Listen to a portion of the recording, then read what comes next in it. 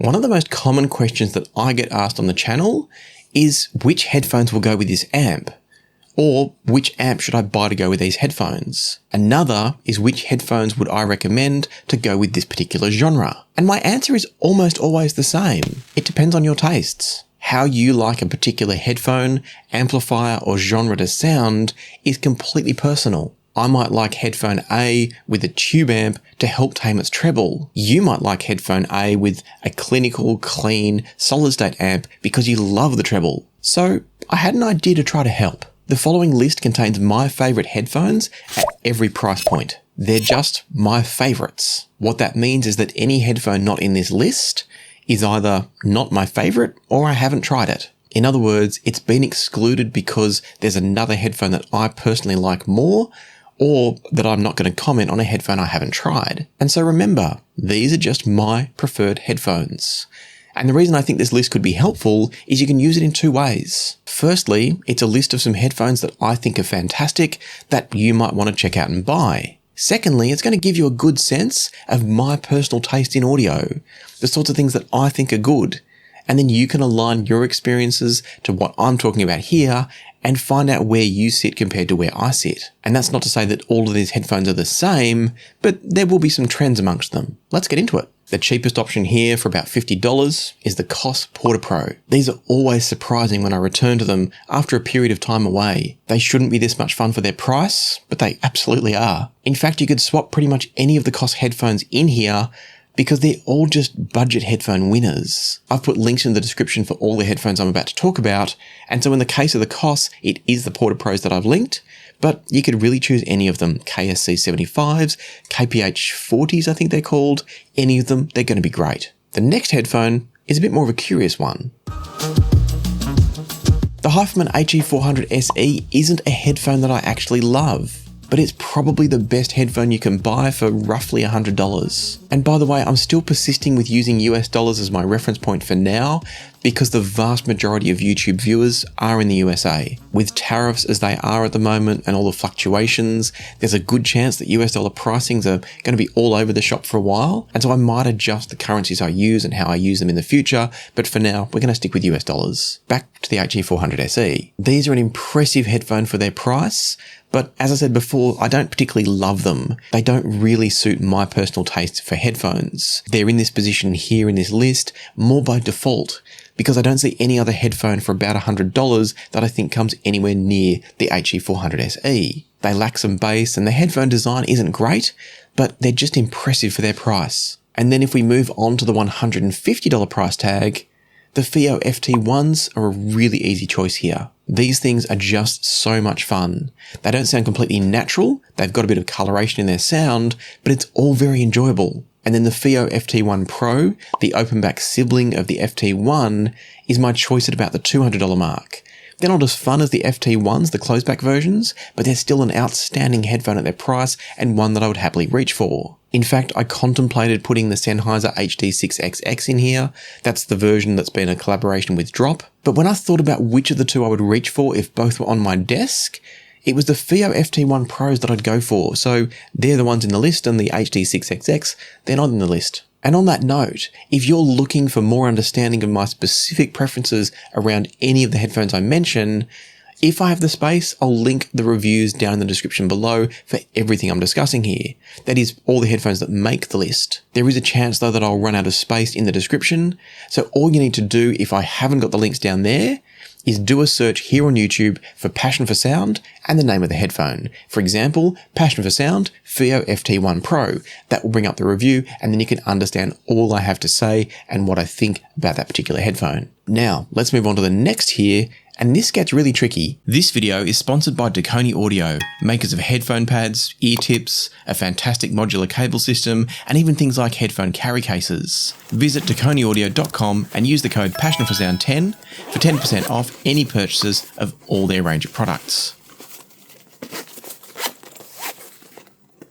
I don't have the HiFiMan Sundaras here anymore, but I do have the Edition XS. And then I'm also not sure if I would actually recommend either as a particular favourite of mine. The Sundara is better on soundstage because it has some depth in the soundstage, but the Edition XS is better on some of the technicalities. It was a more expensive headphone when it was first released. I think with the pricing sitting around $270 to $280 for either of those HiFiMan models, I would either go down to the FiiO FT1 Pro, which is about $200, or I'd save up and spend a bit more and go to the Meze Audio 105 AERs.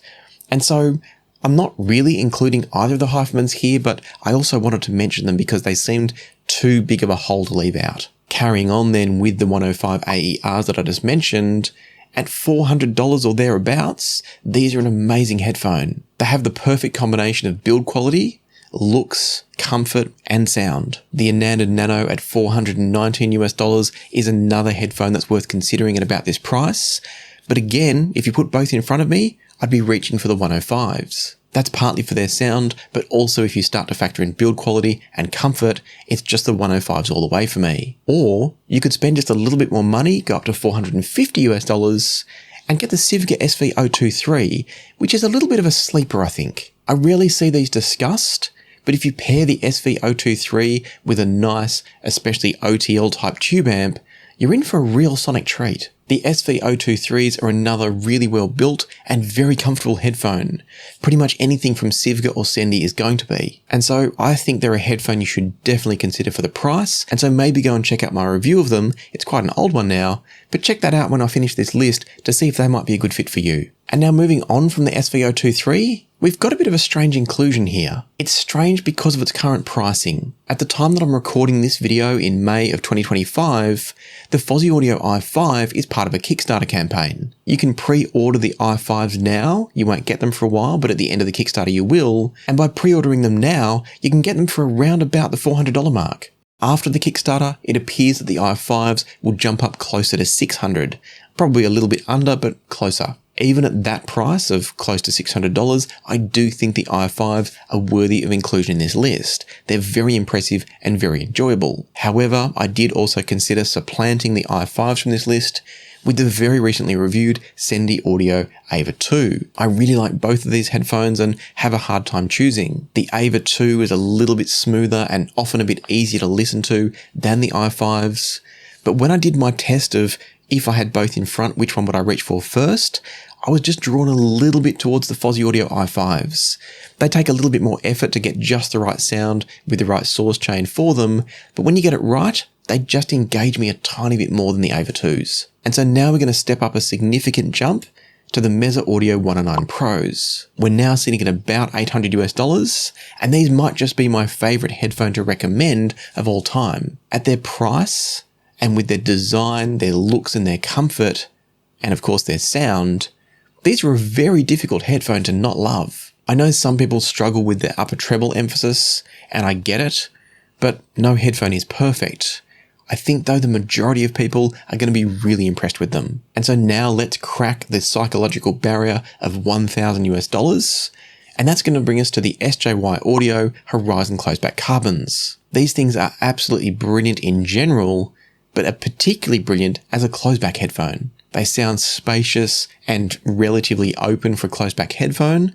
Obviously, they're not quite competing with equivalently priced open-back headphones, but they're going to do a much better job than almost any other closeback I've heard, and particularly up to their price. On top of their spaciousness, they also have a very balanced tuning. As we then move on from the SJY Audio Horizon Closed Carbons, we then get to the HiFiMan Arya Unveiled. The new tuning of this approximately $1,400 headphone from HiFiMan is probably my favourite tuning from them ever. It's much more aligned with my personal tastes. I know I said in my review of the HE1000 Unveiled that I thought they were the best headphone that HiFiMan made, but that's more referring to for the general market.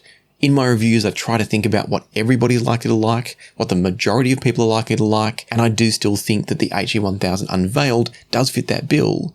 But for me, from a pure tuning and musical enjoyment point of view, I think the Arya Unveiled is better. And again, if I had both on my desk, I think I'd lean towards picking up the Arya Unveiled on most occasions, unless I specifically had a smoother tuned headphone amp to plug the HE1000 Unveiled into.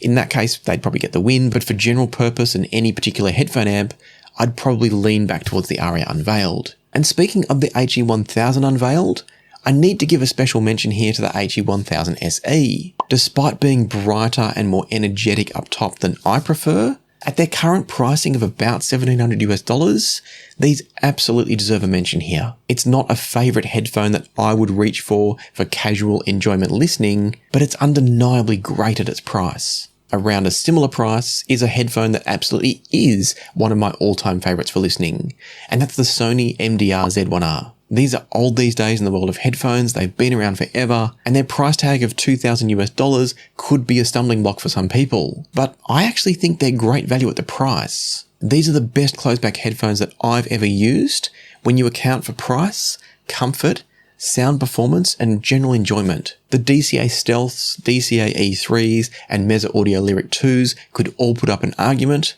possibly some of the ZMF headphones as well, but it's the Sony MDR-Z1R that I would always want to reach for, and that's why I bought myself a pair of them. And speaking of headphones that I want to reach for, the Meze Audio POET also come into this list at the $2,000 price point. If you were to give me a budget of say $5,000 and ask me to choose just two headphones to live with for the rest of my life, there's a good chance it'd be the Meze Audio POET and the Sony MDR-Z1R, a closed back and an open back. Focusing just on the Meze POETs again, I love their compact design, their comfort, and their sound. They are just a brilliant headphone. Having said all that though, I can't talk about all-time favourite headphones without including the ZMF Atrium.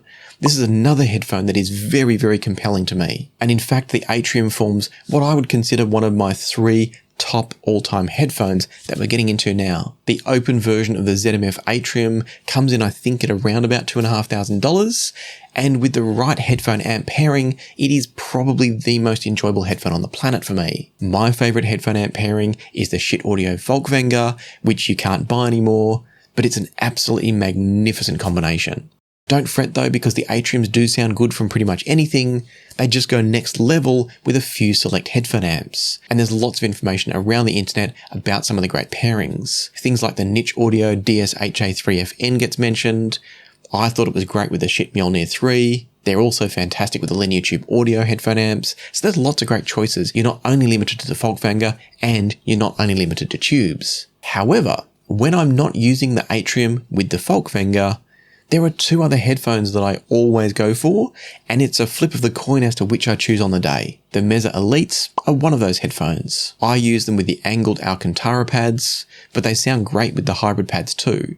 Both come in the box. The Elites, in my experience, are a guaranteed good listen from anything. And then my alternative to them is the Focal Utopia, specifically the later version that started in about 2022 and continued on from there. The Utopias are about a $5,000 headphone compared to the Elites at about $4,000. But regardless of the price difference, both are amazing. The Utopias are probably just a little bit technically stronger, but the Elites can be more relaxing, enjoyable, and engaging, and that's often how I split my decision making. It depends on what I'm looking for on the day. And so, they're all my favourite headphones throughout the entire range of options. And yes, I didn't mention a bunch of headphones here. It doesn't mean they're bad or that I forgot them. This was my list of my favourite headphones. Of course, some of the headphones not included here aren't because I chose something else over them, it's because I just haven't actually heard them. But hopefully you enjoyed hearing about the headphones that I have heard and that I do love, for all sorts of different reasons. Hopefully I've been able to draw your attention to a headphone that maybe you hadn't considered before. Or maybe it's just helped you understand the sorts of headphones I prefer. Generally they're the ones that are less brightness focused, more enjoyable, more musical, more relaxing, but not necessarily lacking in technical performance. Either way, I've pinned another video here at the end of this one that I think you'll really enjoy if you liked this video, so check that one out next. But for now, thank you to YouTube channel members, thank you to channel Patreon members, and thank you to those of you who leave super thanks on videos like this one. And until next time, happy listening, be kind to each other, and I'll see you here again soon on Passion for Sound.